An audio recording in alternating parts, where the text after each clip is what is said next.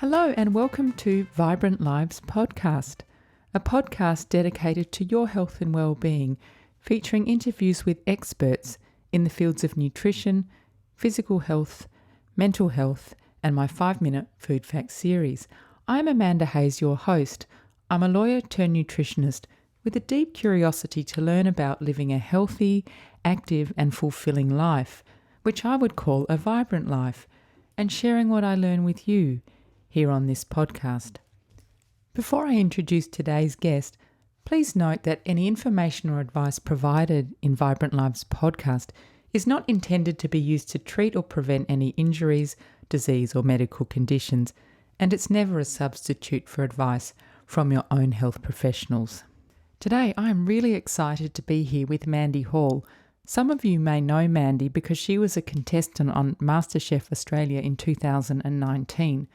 I am, of course, curious about that experience, but the main focus of our chat today will be on fermentation because Mandy is a fermentation expert. She is also a cook, a presenter, a recipe developer, and a cheesemaker.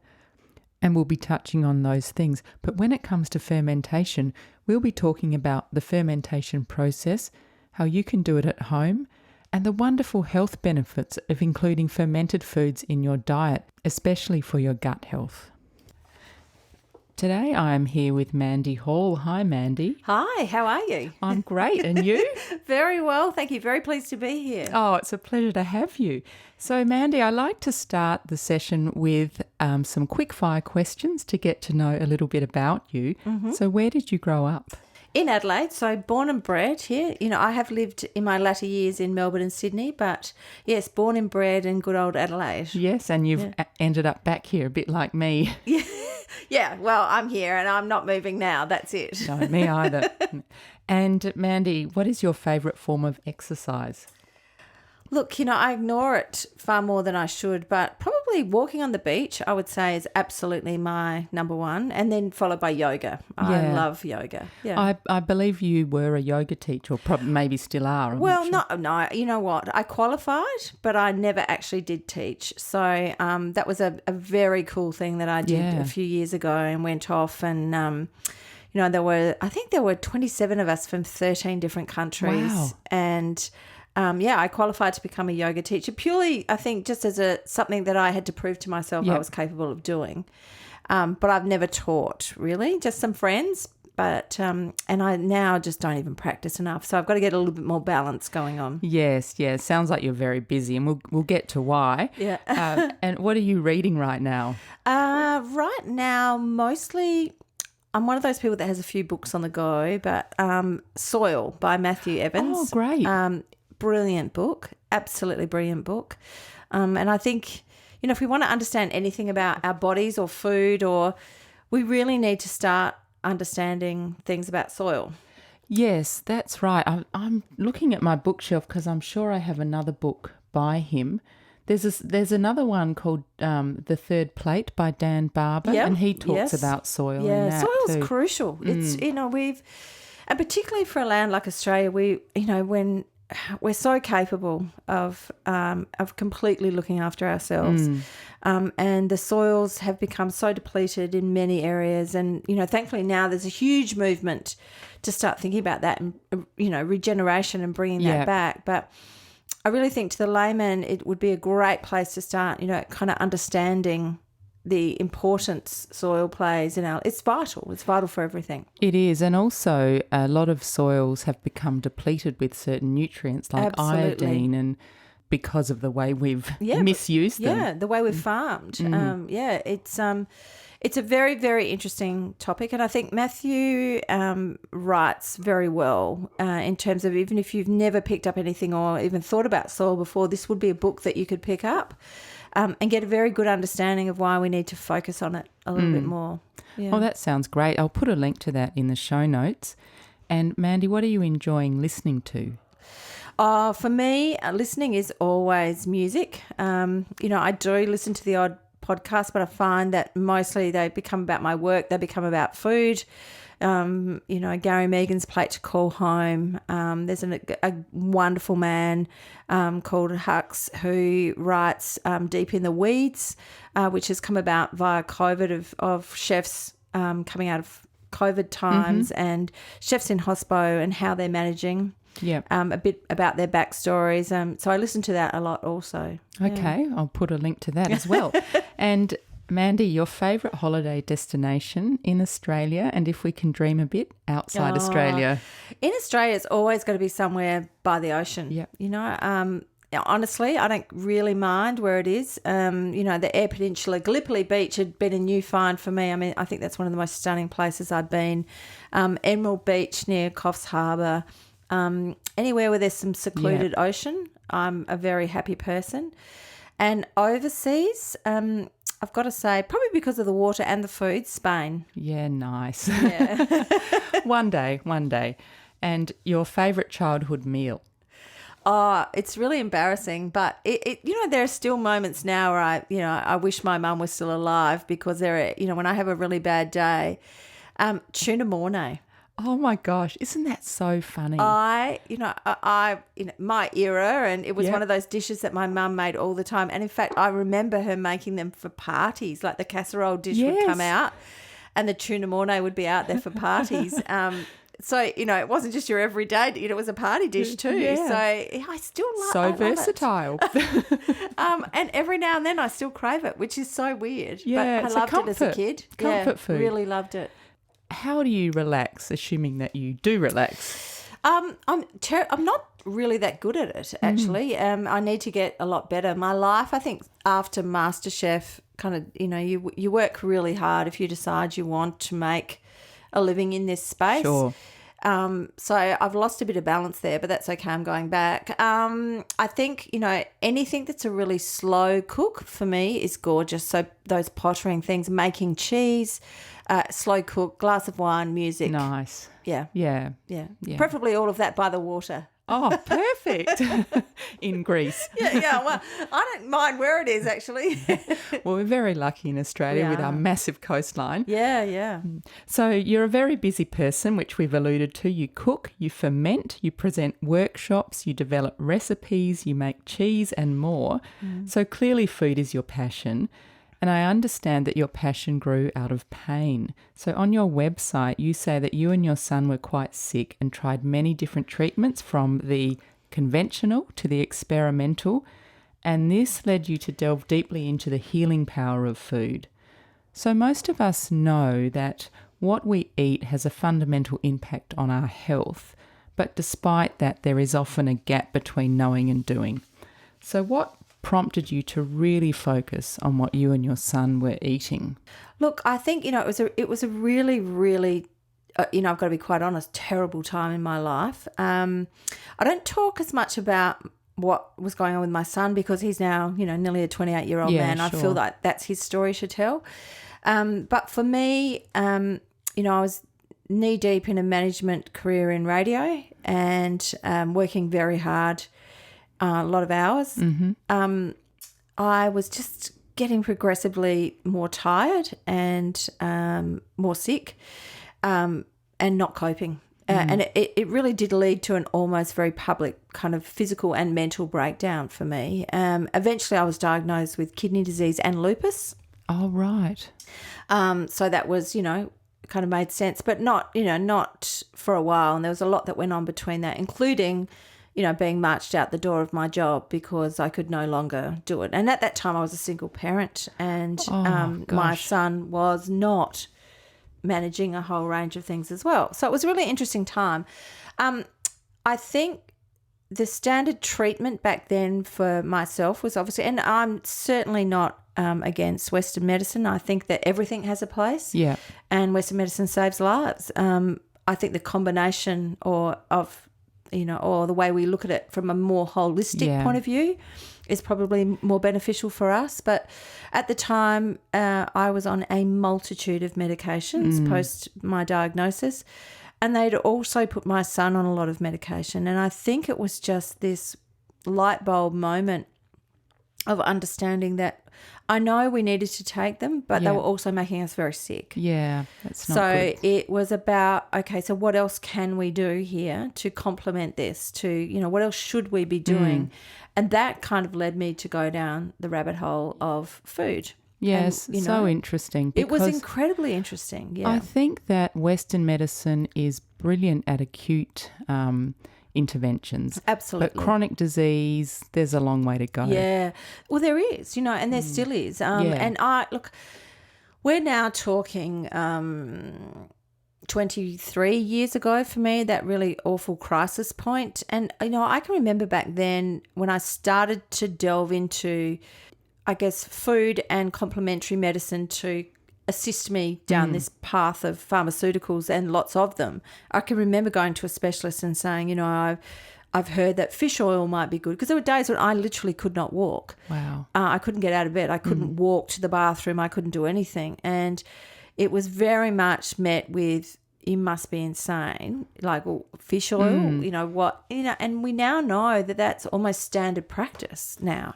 Yeah. For joint issues or, you know, what have you. Arthritis. So, yeah, it's we've come a long way in that time, but we've still got such a long way to go. Well, we do, because I think this is why I think the combination of different, you know, specialists is good, because in medical school, doctors don't learn about nutrition. No. And in a way, nutrition's a huge area, so it really should be left to the nutrition specialists. Yes, yeah. Yes, so anyway, what were some of the changes you made to your diet in that I think, time? you know, really initially it became, for me, I started looking at processed foods and what that meant when we were processing foods. You know, what were we doing? You know, so it started with that, and then I moved to very much an organic diet. You know, I can remember my family thinking that I've just gone crazy, because then it became about, I wanted to know where that vegetable was grown, where that fruit was grown, what was put on it, what soil did it come from, you know, where was that chicken bred, what fields did that cow stand on, and the meat that I was getting for that cow, was it grass-fed all the way, or had it been finished off something with grain, or in a feedlot? Or now, as you can imagine, when we are talking all this 23, 24 years ago, everyone thought I just had turned into a mad hippie. Yeah, that, you know, and it's so hard to come across that information as well. Really hard. So it you know, it started this whole journey. So it really started with that for me, looking at the sources of my food and trying to stay away from anything that had been heavily processed. Yeah. I mean, that's a really sound way to eat, isn't it? Absolutely. Yeah. And I think, you know, I still live by that now. And I talk about this when I do workshops, in that, honestly, I think if you could do nothing else, but if you thought about food and said, you know, has this seen the rain or the wind or the sun? You know, has it seen fresh air, and has it seen soil? And if it hasn't seen those things, why would you eat it? Yeah, exactly.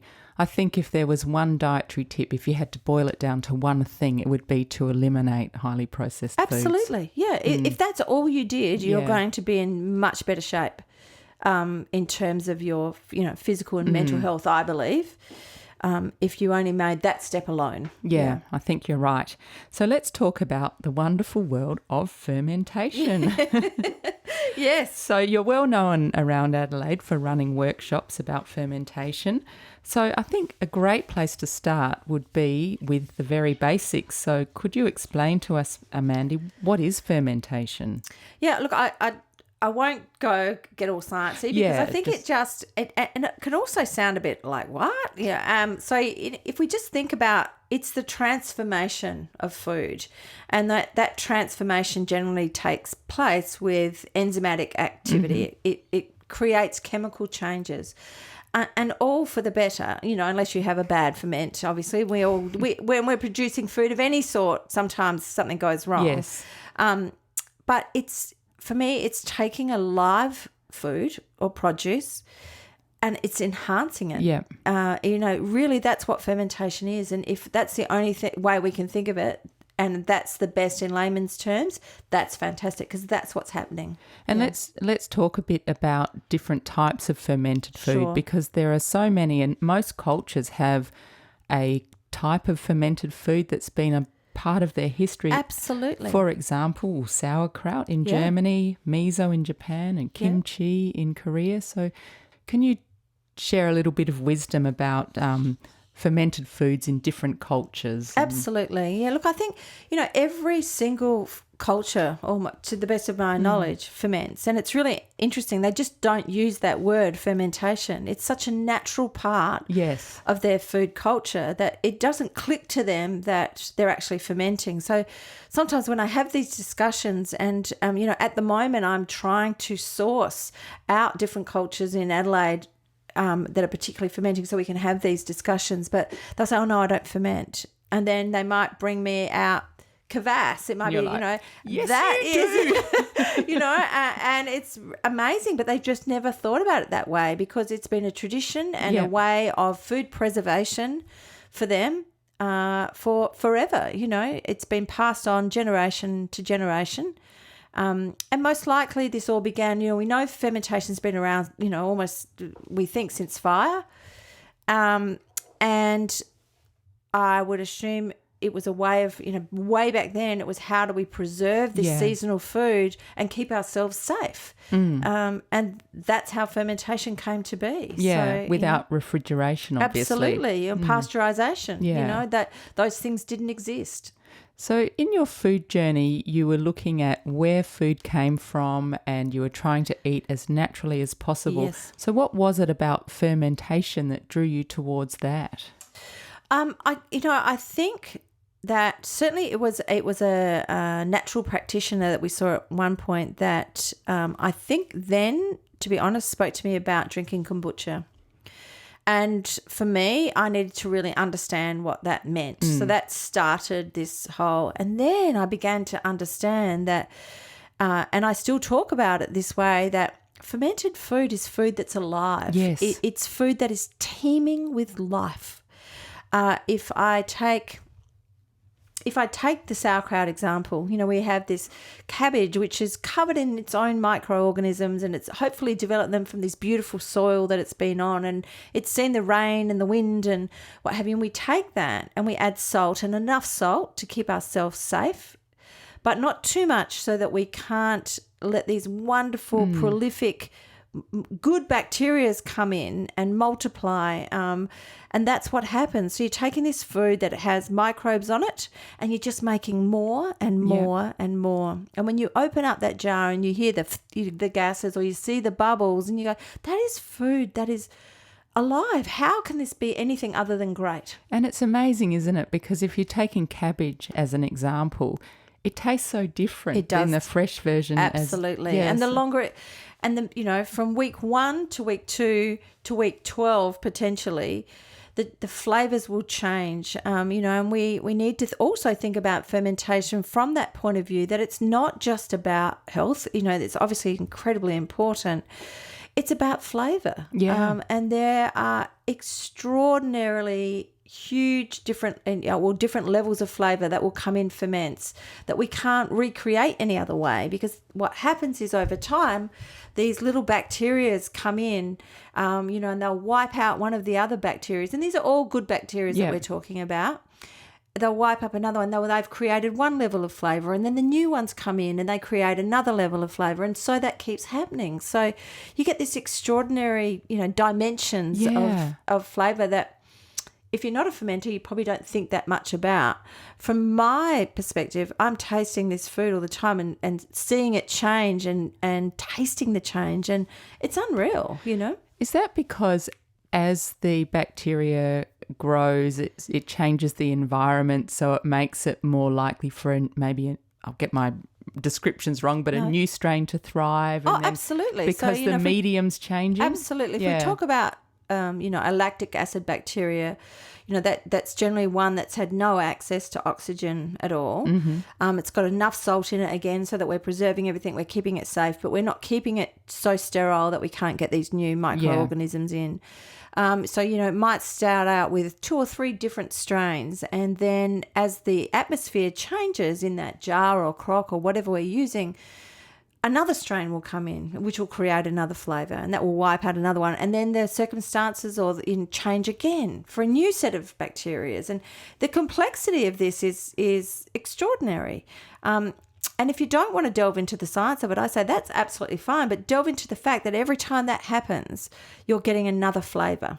And that explains why you could go and buy 10 different brands of Greek yogurt and they'll all taste different. Absolutely, yeah. And because of the way they're made. I mean, and it is like, we just don't talk about it very often, but it's like every food. I could give you a recipe to bake a cake if we wanted to make it like that. We could give the same recipe to 10 people, and I'm telling you that cake will all be different because it will be the microbes you have flying around in the air in your kitchen, how hot your oven is, how hot the weather was outside, was there any wind when it was drying out, or when it was cooling off, and so on and so forth. And it is very much the same for fermentation. Different conditions will produce different results. Do you find, Mandy, that there are some ideal conditions for, if you want to create a certain flavour, you'll wait for the right temperature, or do you worry about that? Or look, I think in Australia, where when we're undertaking ferments that are really going on from all over the world, I'm making kimchi, I'm making miso, I make sauerkraut, I make kvass, I do garums, which is like a fish sauce. So I'm doing all of that, and we don't have the same weather conditions as all over the world. So there are probably optimal conditions, but I think the best thing that we can think about is stability. So finding a spot that isn't exposed to lots of daylight. Right. And if you've got a cellar, that's amazing. But if not, a spot in your house that kind of stays at this room temperature as much as we can. So we're not getting those great fluctuations, because with temperature fluctuations, ferments change. The hotter it is, the quicker something will ferment. It can go too quickly, and you might miss some of those great bacteria because they haven't had a chance to get in there. Everything's just gone wild really quickly, or it's too cold and nothing's going on at all. So, there are a couple of things. But if we aim for, a good 22 degrees, or somewhere between, let's say, 19 and 22 degrees, you can produce pretty good ferments from those fermenting conditions. Heaven. Yeah. So you obviously know a lot about fermentation. Where did you learn all this? Where did you brush up on your skills? Well, I think, back when I first kind of started delving into it all that time, there wasn't a lot available, really. There wasn't. And I didn't know anybody that was fermenting. I didn't know anything. So that was all about trial and error and reading, a lot of reading. And what happened was, as we do in our lives, as my health improved, I'll go back a little bit. My poor son, who still remembers this, who is now 28, he was going to school with, sourdough bread and spelt, and nobody was, and fermented veg in that sandwich. It was just extraordinary, and people did think that I was quite mad. It was very weird. But over time, there became more and more access. And, of course, the reality of Google is that as bad as it can be, it also provided us with an opportunity to get across the world and get in touch with people who'd been doing this traditionally for generations that we could have discussions with. And, of course, I came across, who is the rock star of fermenting, which is, Sandor Katz. He really did bring fermenting to the people. Yeah. In a very big way, and has been, he was born out of New York and moved to Tennessee, and I ended up doing a residency at his place in Tennessee to somehow back then try and solidify the things that I knew. And it just then opened more doors and more conversations and more learning. Yeah. Oh, how interesting! And how long were you there for? It's a short period of time. You actually stay on his property, which is all off the grid. Mm-hmm. So you're camping in a tent in his yard, up a mountain in the middle of nowhere in Tennessee. Like, there's nowhere. And again, that was, I don't know how many. There were people from all over the world there, and we fermented all day, every day, and we all cooked together, and we all ate together, and you learn from each other. And I've still got friends from that residency, and I've been lucky enough to see Sandra a couple of times since, and we're still learning. I think fermentation of food is one of those things that you will never stop. You'll never know it all. You'll never have it completely figured out to the point where you go, okay, that's it now, my work is done.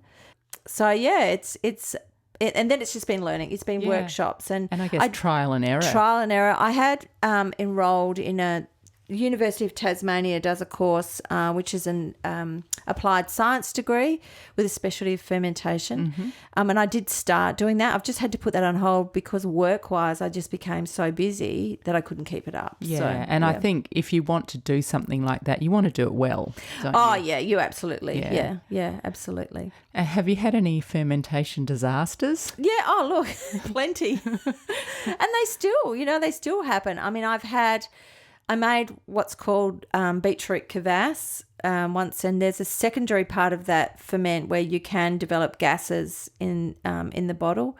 Now, white ceilings, beetroot explosions.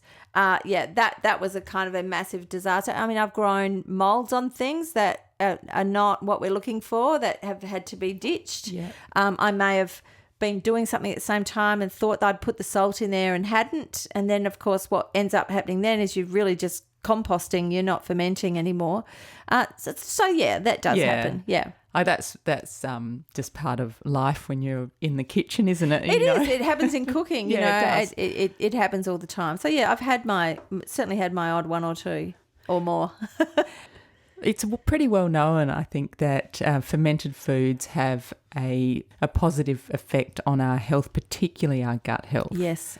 And there's a lot of information about that now, but when you started learning about this, there wasn't so much.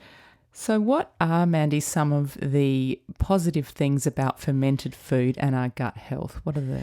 Look, I think there's a lot we don't know about that space, and so I'm quite mindful of suggesting that it has any ability to cure anything. Or I think that the key to great gut health is diversity. Yeah, and totally agree. Yeah, and so you want to be eating a diverse range of foods, and included in that is some fermented foods. I think for me, what I talk about more often than not when we're talking about gut health is the fact that fermented food takes a produce and it almost pre-digest it. Yeah. Right. So, but we're not using any heat sources or anything. So you're retaining nutrients and vitamins, and it pre-digests it in a way that makes it so easily and readily available for your body. And your body doesn't have to do very much work to obtain nutrient. Yeah. And I think, it's particularly in, 2021 and where we're at in this busy, crazy, stressy kind of world that we live in, I think that's a really big problem for people. Digestion is huge. So if we're putting something into our gut that is slightly pre-digested, has more great bacteria than when it even started, it's alive, we can get all that, so we can easily obtain all the nutrients and vitamins that we need from that. I think that can only be a great thing. Yeah. There's no downside to that. And there's one interesting example, I think, is that many adults lose the ability to digest the sugar in milk, lactase, because the enzyme decreases as you age. So it's very, very common to have an intolerance to lactose. But if you take something fermented like yogurt, where it is partially digested already by the bacteria, a lot of people who are lactose intolerant can not tolerate milk, but they can tolerate yogurt. Absolutely, they can. And, in that case, there's also something called milk kefir, and where we would take milk and we add a SCOBY to that milk, which they call kefir grains. Now, they're not actual grains. They just look like little grains, and they don't even look like that, so I'm not quite sure. They look like little tiny cauliflower bits, actually. And we put that in milk, and the way that it ferments is it eats and it gains its power from the lactose in milk. So by the time it's finished fermenting, you've actually got nothing left. You've just got this milk, which now has about, we think from last testing, at least 30 different lactobacillus varieties in it. Wow. And no lactose. Now, that's an incredible thing. So most people who are lactose intolerant can take that. And not only can they stomach it, they're also getting this huge benefit. And we're talking about things that aren't grown in labs here. We're talking about wild fermentation.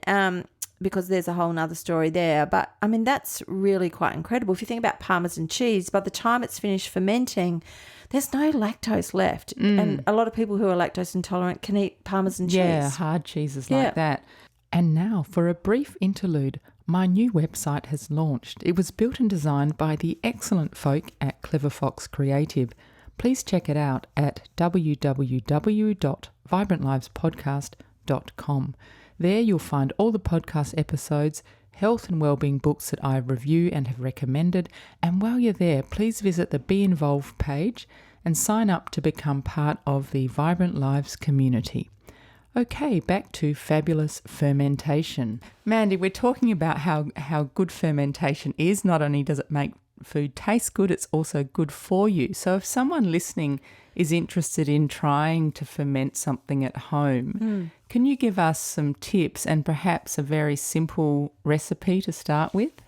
Yeah, I think, look, the tips are, always work with sterilised things. And when we talk about sterilisation, I'm not talking about chemical sterilisation. I'm saying, wash them, everything you're using, wash in the dishwasher or wash in really hot soapy water and rinse it and let it air dry. And that's enough sterilisation. That's all we need to be worried about. Because you want to start off with a nice clean slate. When we're talking about salt, use pure salt. Try not to use salts with caking agents because that will affect, your end result. What about something like Murray River salt? Beautiful. Would that be a pure it's salt? pristine, salt. And the reality for all of Australia is that because of all the oceans, we have access. It's like I'd say to everybody, eat local, buy local if you can do it. The less anything's travelled for you, the better it's going to be. And the better for the environment. Absolutely. So, we have all those things available to us and they're readily available to us. And, I would say to people, start out with a really simple sauerkraut, with something you don't have to worry about. And maybe make it, if it's summer, do it from red cabbage because it feels really summery, and it is as simple as we could do slicing up our cabbage really finely, weighing that. And another thing I guess that I'd like to talk to people about is weighing and using your salt measurements in percentages. Okay. Because I quite often see a recipe for fermentation. We'll use sauerkraut as the example, and it will say half a cabbage and a tablespoon of salt. Right. Well, what does that mean? And how big, how big is your half a cabbage? Because it might be massively different. Huge. And that's going to really impact your end result. So I say, let's go half a cabbage and 2% salt. And what that means is, finally slicing up your cabbage, weighing out your salt. Let's say that it's 20 grams of salt that you end up needing, sprinkling that on.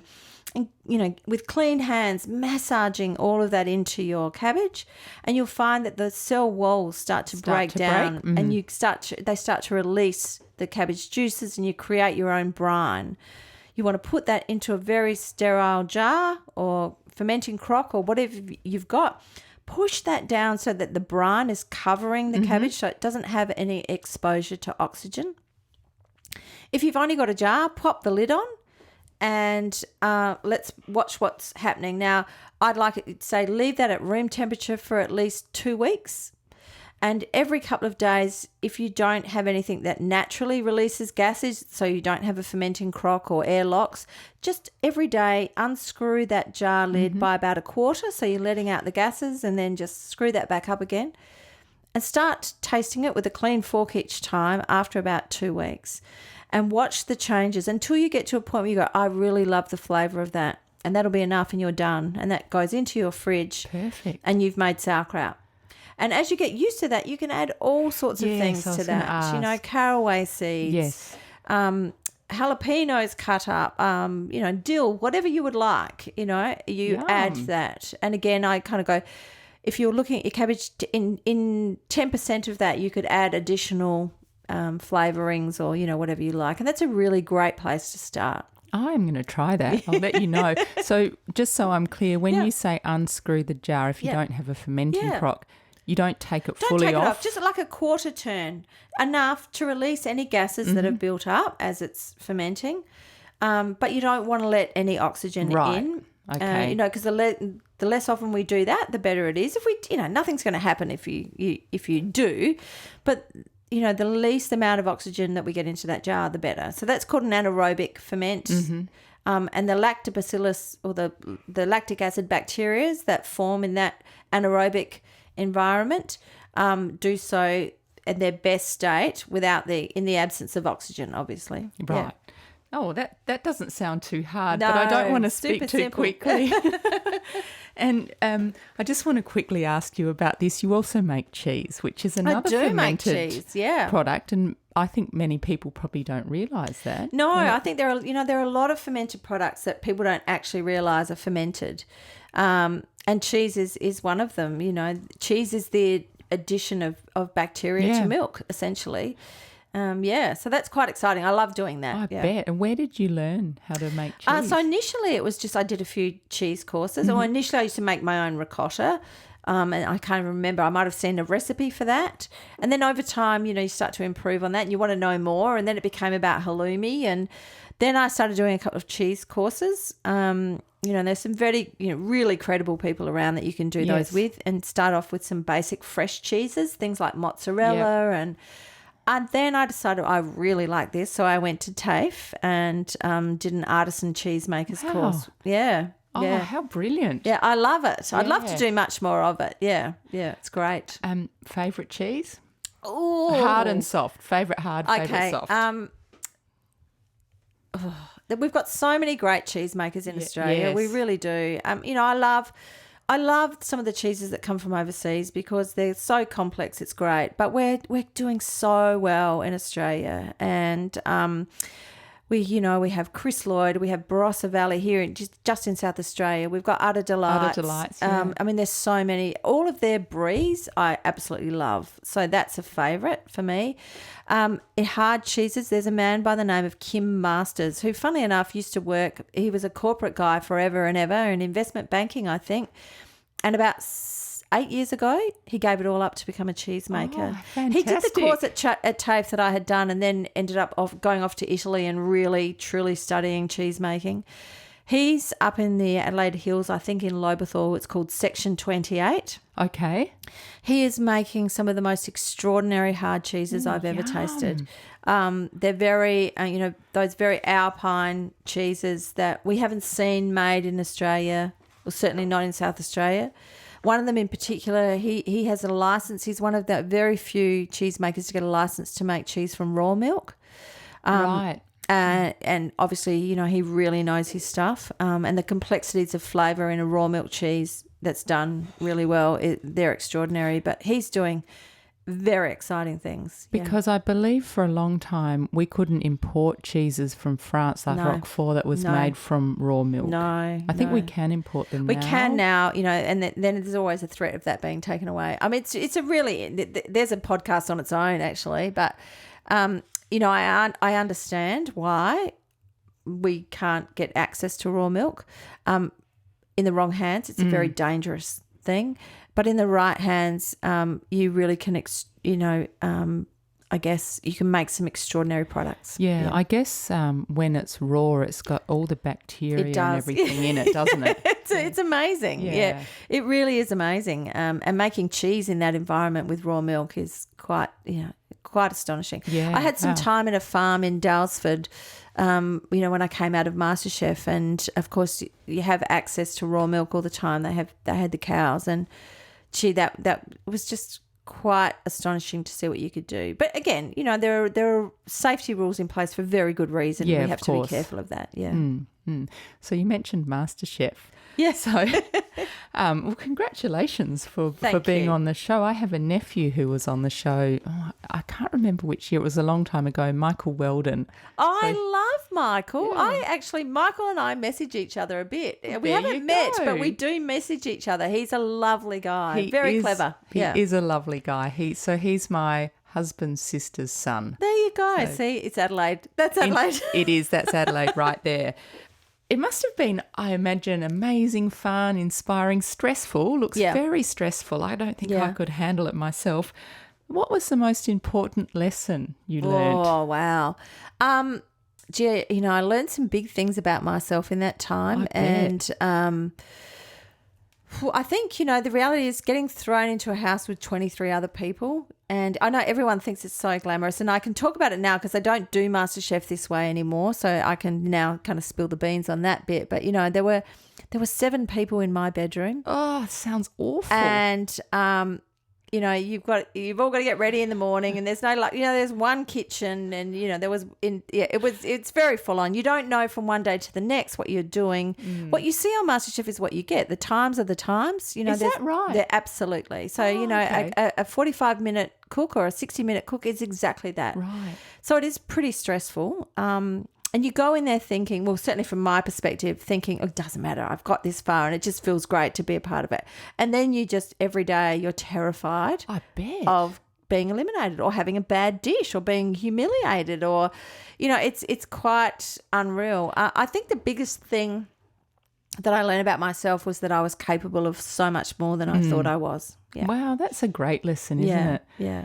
And going through that show and that stress, and you may not have learnt that had you not been in that position. No, you wouldn't. Like you've got to. I think I was 52 when I did the show, and all of a sudden I'm a 52-year-old in a house with 23 other people. Oh. I have no wallet. I have no phone. I have no passport. I'm not even allowed to open a front door. I have no way. Lockdown. It's like, you're ringing home. You get to ring home twice a week for 20 minutes. You have no computer. So everything you do, you have to remember. It's done very differently now, but that was kind of how it was done in my season and the seasons prior to that. You really do learn that you can do quite amazing things. Yeah. Yeah, I must admit, one of the things that impressed me so much about the show when I haven't watched it for a few years now, but was the memories of the people cooking the dishes. I thought, how do they know? Yeah, it's so amazing, much. that pressure. Well, you work really hard to try and learn. And I think that, if you're a true foodie, reading about food is all you do anyway. Yeah. And then, you just hope that you remember it. You hope that you remember it at the time. And you just, it really, sometimes I think about just a couple of things like cutting my finger mid-cook and just refusing to stop. Yeah. And I'm not the only one. It wasn't that I was some great martyr. I mean, everybody behaves this way. You get in those double doors Burn and yourself. you do things that you just wouldn't expect, or you do really silly things that you can't imagine why you would say that or do that. And I remember prior to being on the show, you'd watch it sometimes and think, why on earth did they do that? Until you're there and you're in that kitchen and it does the weirdest of things to you. Oh, I can't weird imagine. Great and weird not so great. Yeah.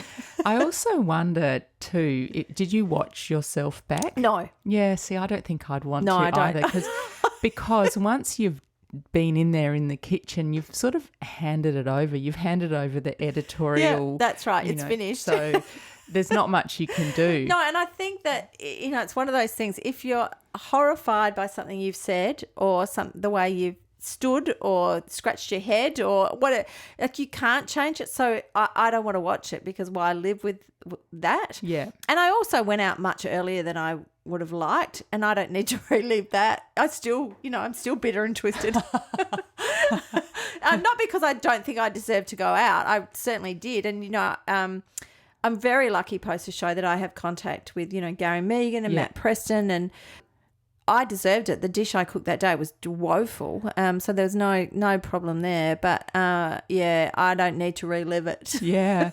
I mean, I think it's amazing that the contestants on that show a lot of them have gone on to do really great things.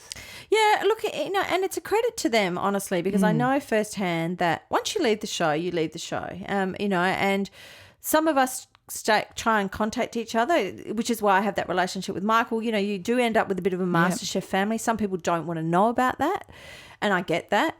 But it's up to you what you do. Nobody actually comes, unless you're winning, you're a winner, or maybe you've come second place. Nobody comes knocking on your door saying, here you go, let me offer you all of these things. You create your own destiny post the show. What the show does do is probably enable you to have conversations with people that necessarily might not talk to you about food because you're not a chef or... well, it gives you a profile, It does. doesn't it? And for me, it gave me a platform to talk about fermentation. Oh, fantastic. And it has been an extraordinary platform for that. And I think probably too, you really have to capitalise on it when it's there, because the next season's coming up. there. There's a whole, nobody knows, nobody knows. Most people who I work with now who might employ me either to write recipes or do workshops or food consult, some of them don't even know I've ever been on Masterchef because I'm done and dusted. I wasn't. That's finished. Yeah. Yeah. No, it's interesting, isn't it? Well, you've obviously, made the most of that opportunity, so that's great. And another thing you do is you're an ambassador for Food Bank South Australia. I love that. So tell us a bit about that. What does Food Bank do? What do you do? Yeah, Food Bank, I feel that Food Bank's profile is probably not as well known as it should be in South Australia, and they're an extraordinary organisation. So they're a charity. Mm-hmm. They they do supply about 80% of the food that goes to our charities like Hutt Street or St Vinny's or wherever. That's all supplied by Food Bank. And they are just through the way, all food banks, there's Food Bank throughout Australia, but each state is run independently. Mm-hmm. And our state gets very little funding. And I'm privy to those numbers, and I won't say them because it's not my place to do so, but I'm telling you it is next to nothing. Yet we supply over 130,000 meals a month. Oh, that's amazing. In South Australia to people who are facing food insecurity. They cannot feed themselves. They're really staggering numbers. And in fact, if we probably had a proper survey done again, you'd find that since COVID and since a whole lot of things have happened in our world, that those numbers are even greater. So my role as an ambassador with them is obviously to gain awareness. And at the moment, I'm working on an incredible project with them where we're looking at when we get food gluts. We have some very generous farmers and growers in this state of ours and producers. So, you might get milk that they might have had an excess run and there was hundreds of bottles left over, and they'll come and donate that. Or farmers, pumpkin growers who all of a sudden find themselves unable to sell all that pumpkin that they've grown for whatever reason. And, keeping in mind that farming is really hard now anyway, so farmers are doing it tough, but they still find a way to be very generous. Mm-hmm. So they might drop off tons and tons and tons of pumpkin. And then it's, how do we get that out? What do we do with that? How can we retain some of that seasonal produce and still provide nutritious food? Because you can imagine all of a sudden when you're just faced with tons and tons and tons of pumpkin, you can't always get that to the people. Yeah, sure. And then some of those people are living in a park. They may not be able to cook that pumpkin. Yeah. So what else, what can we do? So I'm working on a project with them at the moment, which is quite incredible, and that's looking at ways that we can shelf-stable provide and capture some of that seasonal produce. So dehydrating, for example? At the moment we're more so looking at it becoming a long life shelf product without losing any nutrient. Right. So fermenting, for example. There are all sorts of things that we're looking at the moment, but it will be a case of somebody being able to access perhaps a pouch of food that, they may, if they've got access to a kitchen, be able to turn into 5 or 6 different meals, or if they don't have access, they could literally consume that product as is. That's so important, isn't it? So important, yeah. It's something that people probably don't think about very much. No, we don't, we don't think about it, and I don't think people think about Food Bank, or know as much about Food Bank as, as we would like, and that's part of my job. And reality is I've never known what it's like to not know where my next meal's coming from. Me either. That's my reality, and that is not the reality of so many people, and we take that very much for granted. So many kids that roll up to school and have had no breakfast, have no lunch, and potentially when they get home may not have any food. Yeah. And, there's a lot of children that are facing that situation.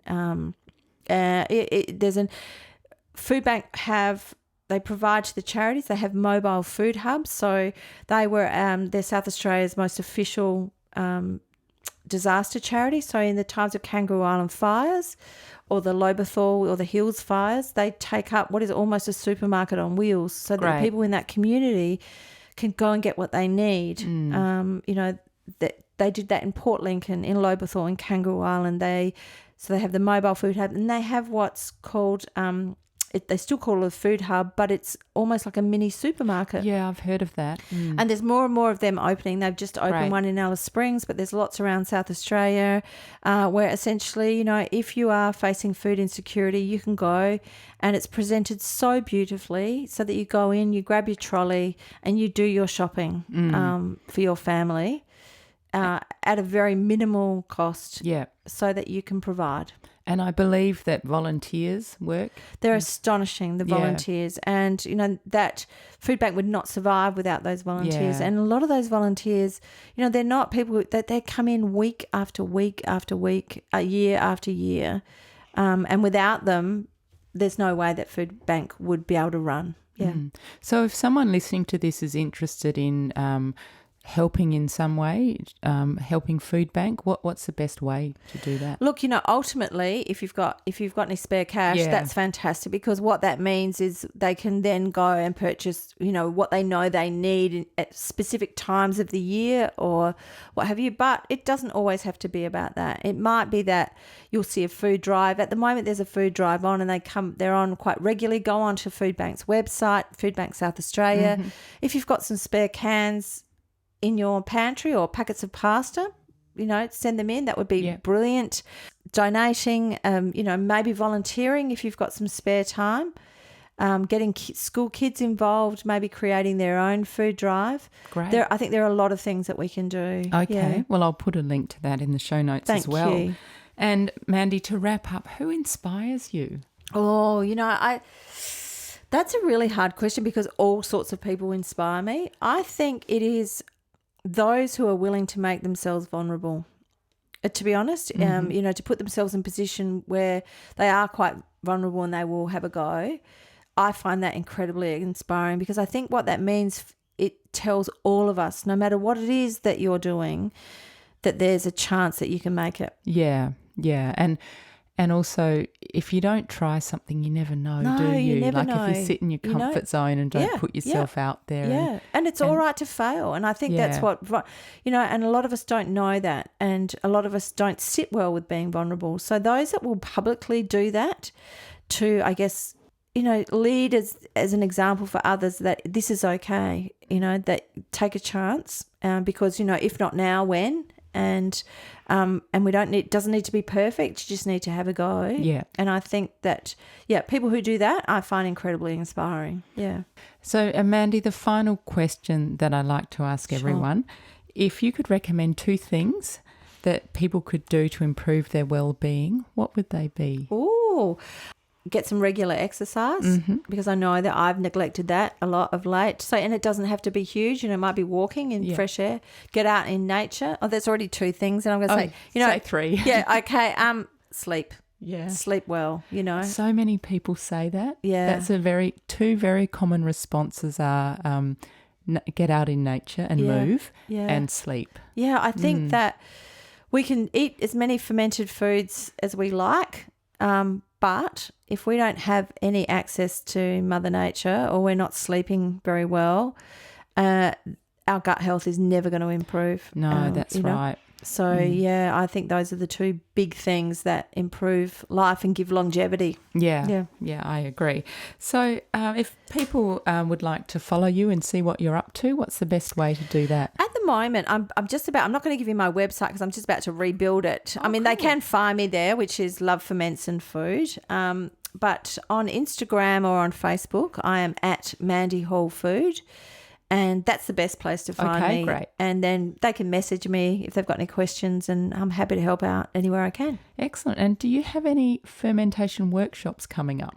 I don't at the moment, because we're coming to the end of the year. But all of those things are always advertised on my social media when I do. So, it's exciting times. Yeah, fantastic. Well, thank you so much. It's been a real pleasure talking with you today, Mandy, and sharing your knowledge with us. Well, thank you for having me. And that was the delightful, multi-talented, fermentation and food-loving Mandy Hall.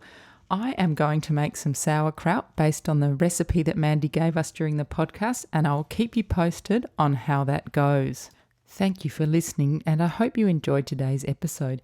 If you did, please share the podcast and tell your friends about it. And if you could take a minute to leave a rating on Apple Podcasts, that will help people find my podcast, and I'm always grateful for that.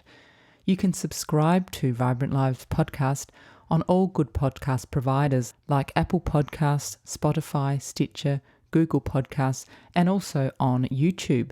And please follow me on Instagram at vibrant_lives_podcast and on Facebook at Vibrant Lives Podcast. And of course, as I mentioned during the podcast, please have a look at my new website at www.vibrantlivespodcast.com, and you can contact me via the links in my website. Thanks again for tuning in. Eat well, move well, think well.